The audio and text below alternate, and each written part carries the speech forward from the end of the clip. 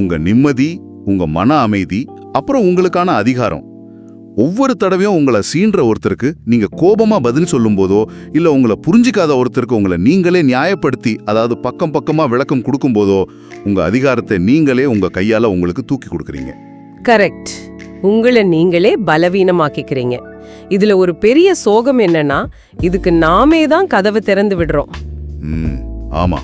எதிரில் இருக்கிறவங்க ஒரு வளைய வெறிக்கிறாங்க, நாம எந்த யோசனையும் இல்லாம ரொம்ப ஈஸியா அதுல போய் விழுந்துடுறோம். நம்மள அறியாமலேயே ஒரு ரியாக்டிவ் ஸ்டேட்ல, அதாவது எப்பவும் அடுத்தவங்க செயலுக்கு எதிர்வினை ஆற்றிக்கிட்டே இருக்கிற ஒரு சாதாரண நிலையிலேயே நம்ம வாழ்க்கையை ஓட்டிக்கிட்டு இருக்கோம். நிச்சயமா. ஆனா இன்னைக்கு நாம பண்ண போற இந்த ஆழ்ந்த அலசல் அந்த ஒட்டுமொத்த நிலையும் தலைகீழா மாத்த போகுது. கண்டிப்பா மாத்தும். இன்னைக்கு நாம பார்க்க போற விஷயம் 500 வருஷங்களுக்கு முன்னாடி நிக்கோலோ மாக்கியவெல்லி அப்படிங்கிற ராஜதந்திரி எழுதின தந்திரங்கள்ல ஆரம்பிச்சு இன்னைக்கு மாடர்ன் டார்க் சைக்காலஜி வரைக்கும் பேசப்படுற ஒரு முக்கியமான கான்செப்ட்.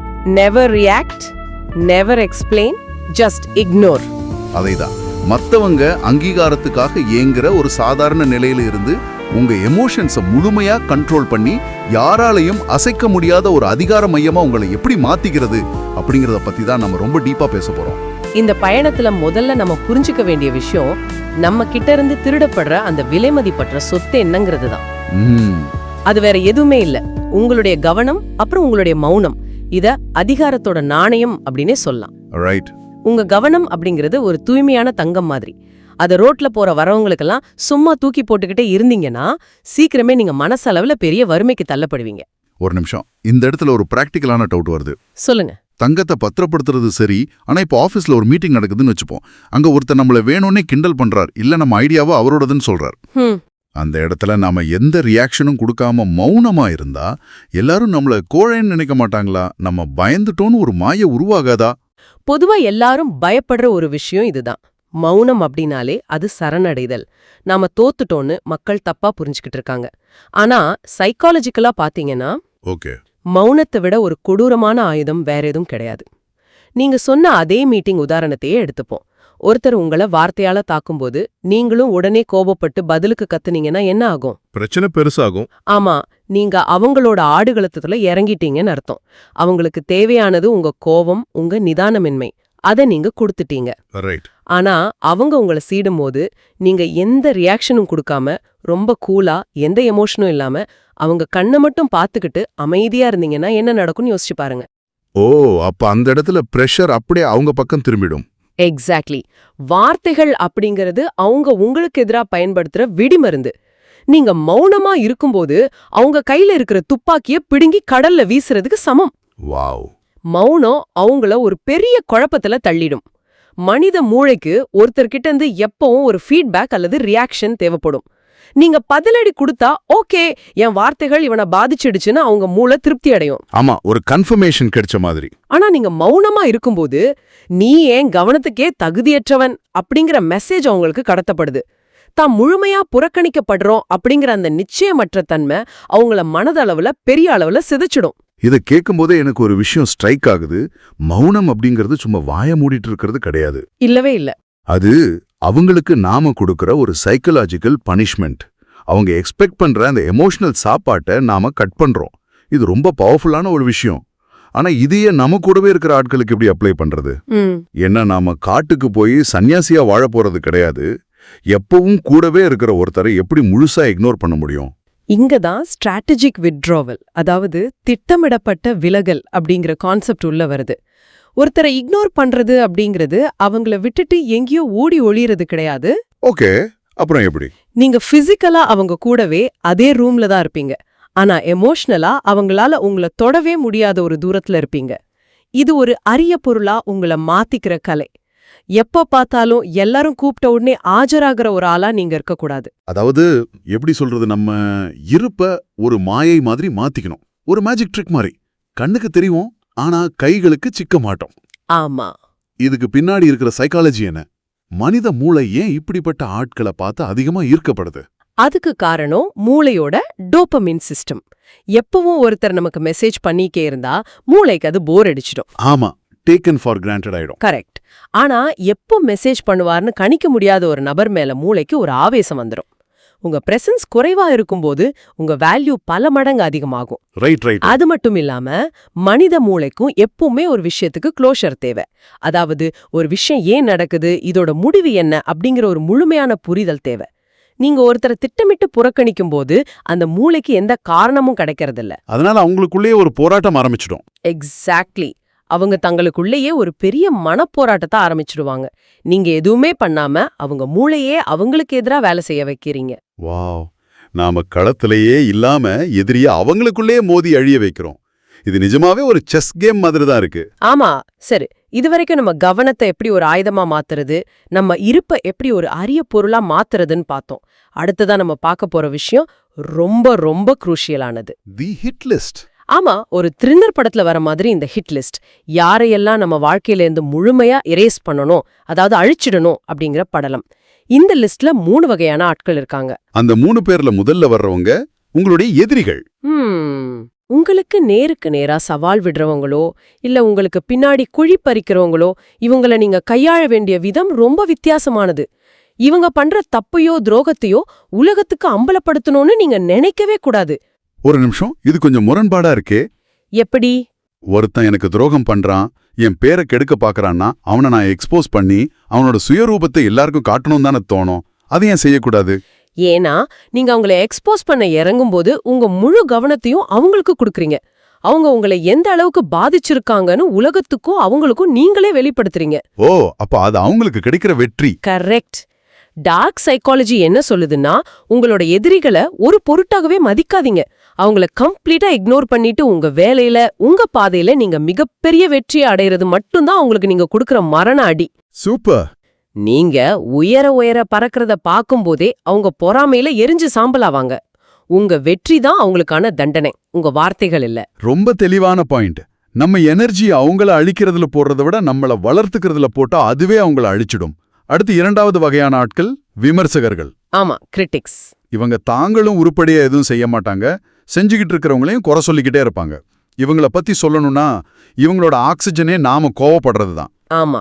நாம இவங்களை எதிர்த்து ஆர்கியூ பண்ணா நாமளே இவங்களுக்கு உயிர் கொடுத்துடுவோம்.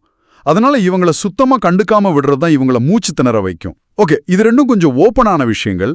ஆனா இந்த 3வது வகையான ஆட்கள் இருக்காங்களே, எனர்ஜி பாரசைட்ஸ். ஆமா, ஆற்றலை உறிஞ்சும் ஒட்டுண்ணிகள். இவங்க தான் ரொம்ப ரொம்ப டேஞ்சரானவங்க. இவங்கள பத்தி கொஞ்சம் டீடைலா பேசலாம். கண்டிப்பா. எதிரிகளையும் விமர்சகர்களையும் நாம ஈஸியா அடையாளம் கண்டுபிடிச்சிடலாம். ஆனா இந்த எனர்ஜி பாரசைட்ஸ் ஃப்ரெண்ட்ஸ் மாதிரியோ நெருக்கமான சொந்தக்காரங்க மாதிரியோ நம்ம கூடவே இருப்பாங்க. இவங்களோட வேலையே என்னன்னா, எப்ப பார்த்தாலும் உங்ககிட்ட தங்களோட கஷ்டங்களை சொல்லுவாங்க, புலம்புவாங்க, தங்களோட நெகட்டிவிட்டி மொத்தத்தையும் உங்க மேல கொட்டி உங்க எனர்ஜியை உறிஞ்சுவாங்க.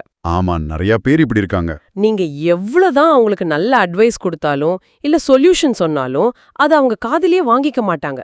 ஏன்னா அவங்களுக்கு சொல்யூஷன் தேவையில்ல, அவங்களுக்கு தேவை உங்களுடைய எமோஷனல் ரியாக்ஷன், உங்க கவனம். ஆனா இத கேக்குறப்ப எனக்கு ஒரு நெருடல் வருது. என்னது?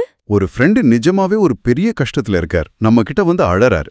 அவருக்கு நாம உதவி செஞ்சா அது எப்படி ஒட்டுண்ணி செயலா மாறும்? ஒரு உண்மையான ஃப்ரெண்டையும் இந்த மாதிரி எனர்ஜி பாரசைட்டையும் நான் எப்படி வித்தியாசப்படுத்தி பாக்குறது? இது ரொம்ப கன்ஃபியூசிங்கா இருக்கே. இது ரொம்ப நியாயமான கேள்வி. 2 பேருக்கும் உள்ள வித்தியாசம் அவங்களோட பேட்டர்ன்ல இருக்கு. பேட்டர்ன்லயா? ஆமா. ஒரு உண்மையான ஃப்ரெண்டு நிஜமாவே ஒரு பிரச்சனையில இருக்கும்போது உங்ககிட்ட வருவார்.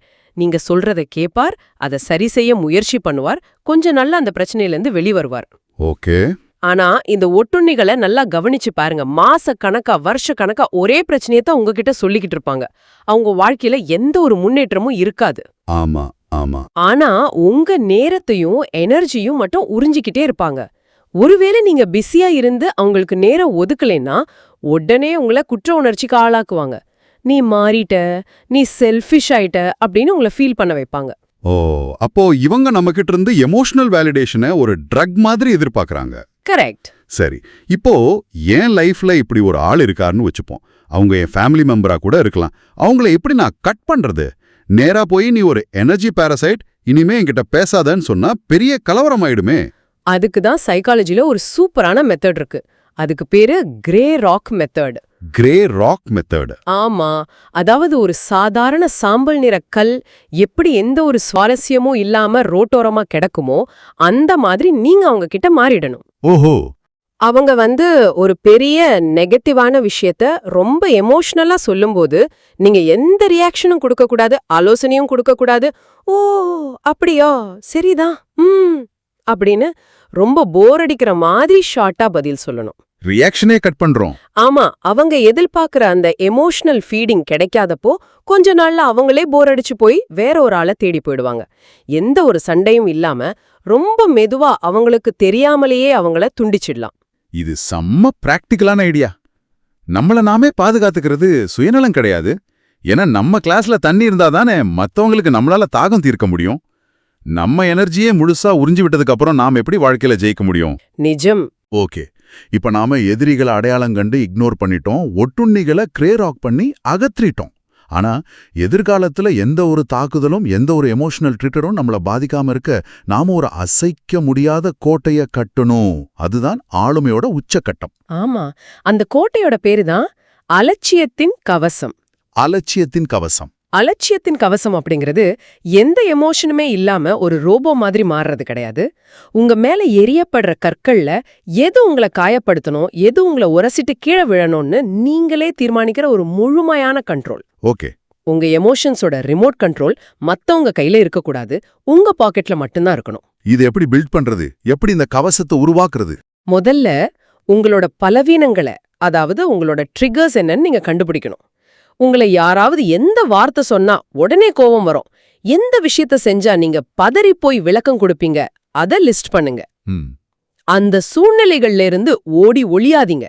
அடுத்த முறை யாராவது உங்ககிட்ட அந்த வார்த்தைய சொன்னாமோ அதுக்கு எந்த ஒரு ரியாக்ஷனும் கொடுக்காம, அது ஒரு பொருட்டாவே மதிக்காம அலட்சியமா கடந்து போக பழகுங்க. ரைட். அவங்க வீசுற அஸ்திரம் உங்க அலட்சிய கவசத்துல பட்டு தெரிச்சு விழும்போது அவங்க ஆயுதம் மழுங்கி போனத அவங்களே உணர்வாங்க. இத கொஞ்சம் டீட்டெயிலா பார்க்கலாம். இப்போ எனக்கு பத்தி ஆபீஸ்லயோ இல்ல எனக்கு தெரிஞ்சவங்க மத்தியிலயோ ஒரு மோசமான வதந்தி பரவுதுன்னு வச்சுப்போம்.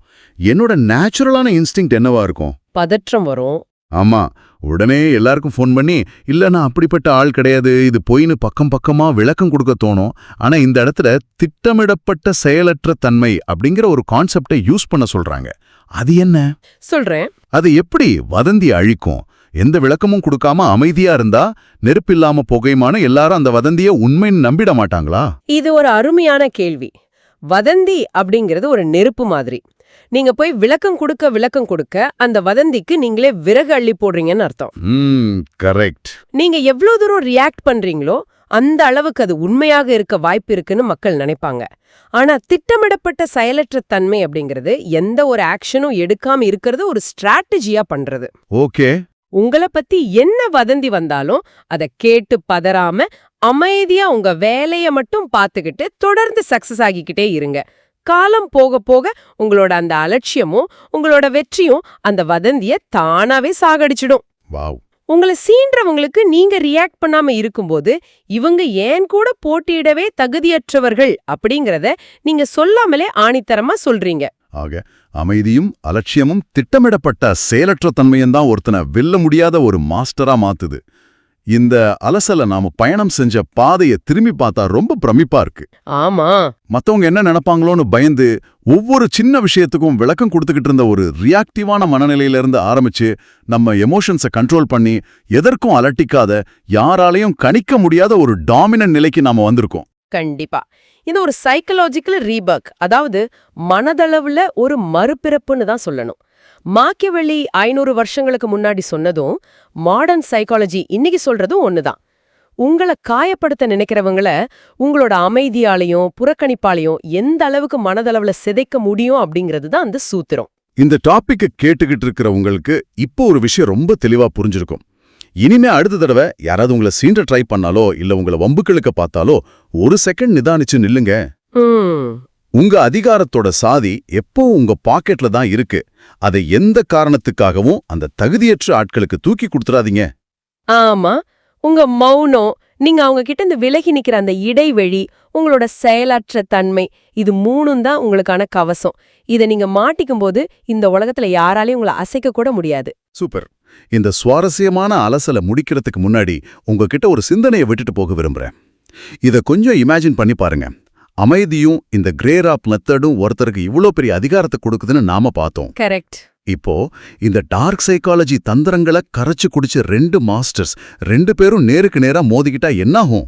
ஆஹா, அது ஒரு இன்ட்ரெஸ்டிங்கான கேள்வி.